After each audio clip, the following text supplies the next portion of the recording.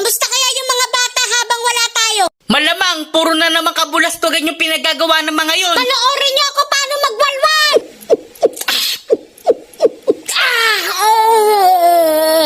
Tabi dyan! Aatras ako! Kamusta si Ate Lenny? Tara, sakay niyo na! Bakit? Di ba sabi niyo dadalhin natin si Ate Lenny sa ospital? Yo mga G, okay na yung e-above nyo. Konting pahinga lang para bumalik na yung lakas niya. May gamit ako dito. Saksakan natin siya ng e-boot. Yan, kung saan na lang mawawala yung mga alcohol sa katawan niya. Nasaan ako? Ma! Kuya!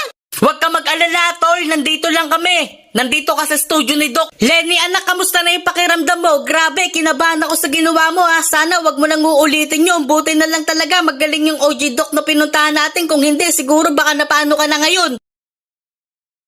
Suot muna tayo ng salamin bago mag-stroll para maangas. Yan.